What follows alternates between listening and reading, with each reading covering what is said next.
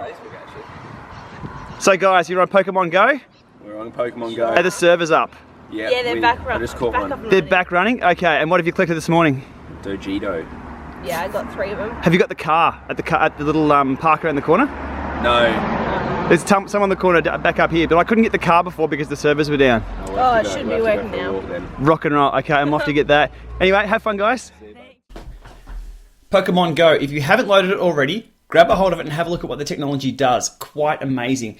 Think geocaching, but more dynamic. Think augmented reality, but for kids. Think getting outside and walking to the next block and the next block and being active. Very, very cool technology. Tons of work that's gone into this. I walked around the block last night, an extra few blocks because they gamified my local area at 10 o'clock at night. It was showing me the neighborhood I hadn't seen before. That happening with only a few minutes of me loading the app. Those guys there have just pulled up in their car because of the church Pokemon battle. That's hilarious.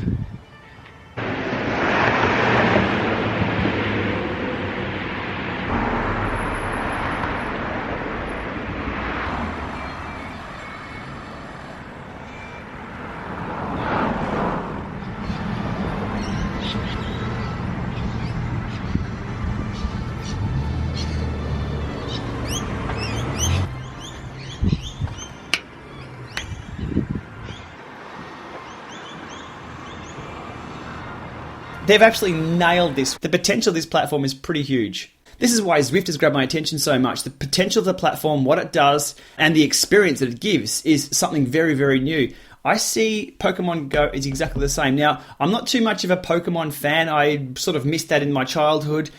I've got no idea the little battles that I'm having and what I'm collecting. But what I'm doing is I'm outside, I'm walking to the next block, I'm walking to the block over, and I'm talking to people who are playing the game at the same time. Now, I live in suburbia Melbourne, the furthest away from where this game was designed you could probably get. But here we are, it's connecting people. That is very, very cool.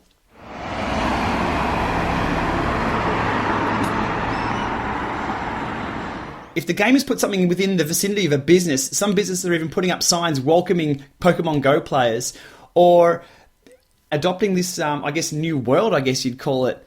That's really cool. Now, the New South Wales Police Station, the Northern Territory Police Station up in Darwin, they've got a bonus or some sort of landmark at the police station. They've put out a warning saying, please don't enter the police station to collect this virtual thing.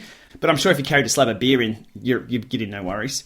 The gamification of outside, how does that relate to bikes and cycling? Think of something like Strava. Comms are interesting, but comms will get very, very stale after a while. You'll have a few quicks come along and take all the comms, top 10. Soon, you won't get top 20. The leaderboards will be stacked and they'll stay there. That'll be it. Strava tried to, refresh the comms every year by having a year comm, or best in 2015, 2016. I'm not sure if they did it this year. Interesting way of solving that problem. Still, it's going to happen again though. Like January, the leaderboards will fill up. Feb, December, down to December, it'll just be a waste. You're just wasting your time. The challenges are interesting, but time and distance based doesn't really appeal to the masses. And most people will attempt it and get most of the way there. But does it appeal to everyone? Absolutely everyone. And then also the market outside of that. Pokemon Go, cross between Strava. Imagine gamifying riding outside.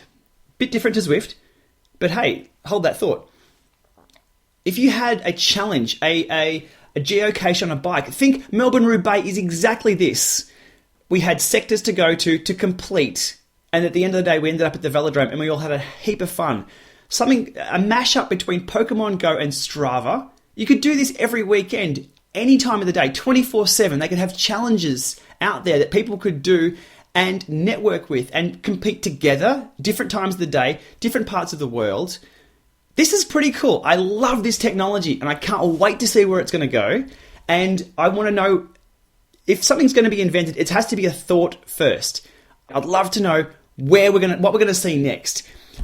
They've taken Pokemon and they've got people running around outside and meeting and talking and networking. They've mixed geocaching with augmented reality and using our new tech. That's brilliant. Absolutely brilliant. With our bikes though, Strava, get on board. Even Zwift. Imagine what we could do on Zwift. If they had an outside challenge, we had an app. If we rode a few Ks, maybe unlocked a new bike. Maybe if we had a climbing challenge. What I'd love to see is use of technology to include everyone. Whether you can ride 5Ks or 50Ks or 500Ks in a week. If they can gamify outside and you can collect power-ups, bonuses, whatever, just to incentivize you to keep moving, having the experience and sharing that, that's going to be pretty cool. So I can't wait to see what's coming up. It's going to be a heap of fun. In the meantime, grab a copy of Pokemon Go just to have a look at the technology. Don't get addicted to it. It'll be easy to. Incentivization gets people moving and gets people active. I love it. Let's see where this technology goes. Let me know in the comments below if you've used Pokemon Go or if your kids use Pokemon Go. If you haven't seen it, haven't downloaded it, do it. Have a look at it. And tell me, what are your thoughts? Where would you do a mashup of this technology? And what could it do? Where could it take us? Thanks for watching, guys. See you tomorrow.